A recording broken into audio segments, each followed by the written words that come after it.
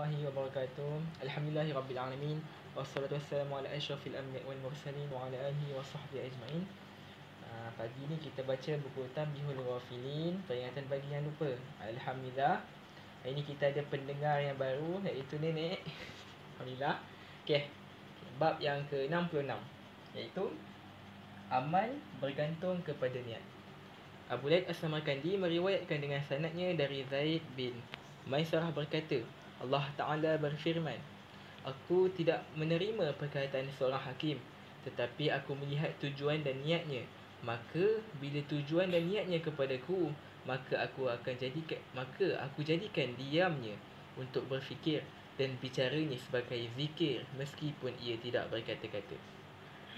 Abu Laid meriwayatkan dengan sanadnya dari Ibrahim An-Nakai berkata, sesungguhnya ada kalanya seorang mengucapkan kalimat yang membuat marah, akan tetapi niat yang sebenar adalah baik, maka Allah menjadikan orang-orang yang menerima dengan rasa maaf. Sehingga orang-orang berkata niatnya baik, tidak bermaksud jahat. Dan sebaliknya, ada seorang kalanya seorang berkata baik tetapi niatnya tidak baik, maka Allah menjadikan para pendengarnya mengikut niat, sehingga mereka berkata matlamatnya tidak baik, betul perkataannya baik, tetapi tujuannya tidak baik. Aun bin Abdullah berkata, dahulu orang-orang salihin masing-masing menulis surat kepada kawannya 3 kalimat.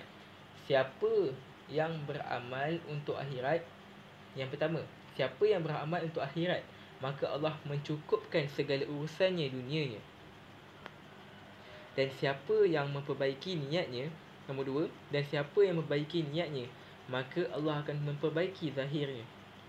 Dan nombor 3, dan siapa yang memperbaiki hubungannya dengan Allah, maka Allah akan memperbaiki hubungannya dengan sesama manusia.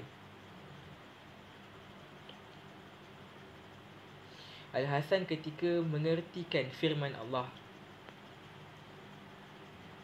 katakanlah, tiap orang beramal menurut niatnya, yakni sahnya amal tergantung pada niatnya. Nabi SAW bersabda, Ibatul mu'mini khairum min amalihi. Niat seorang mukmin lebih baik daripada amal perbuatannya. Okey, jadi di sini bermaksud niat ni adalah satu perkara benda yang paling penting sekali. Bila kita nak ibadah semua, kita kena perlukan niat. Bila kita nak melakukan satu kebaikan, kita perlukan niat yang penting. Melakukan niat segala-galanya, niat kerana Allah. Kalau kita belajar, kalau kita nak peperiksaan, kalau kita belajar sebab nak exam, kalau kita berjaya dalam peperiksaan tu pun, kita dapat berjaya dalam peperiksaan je lah, sebab kita niat belajar untuk exam. Tetapi kalau kita niatkan untuk kerana Allah, kita berjaya dalam exam, kita berjaya dalam exam satu, kita dapat pahala satu. Jadi segala-galanya bergantung kepada niat. Jadi di sini ada lagi satu hadis daripada hadis sahih dari Abu Hurairah radhiyallahu anhu bahawa Nabi SAW bersabda, sesungguhnya Allah tidak melihat kepada rupa dan harta kamu, akan tetapi Allah melihat kepada hati dan amalan kamu.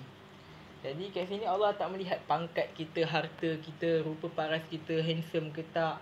Allah tengok kita ni kaya, datuk ke apa ke. Tapi Allah tengok hati kita, keikhlasan kita. Kita nak masuk syurga, Allah tak tengok semua benda-benda kat dunia ni, tapi Allah tengok hati kita. Kalau kita meletakkan segala-galanya kerana Allah, itulah yang Allah pandang. Subhanallah wa bihamdika, asyhadu an la ilaha illa anta, astaghfiruka wa atubu ilaik.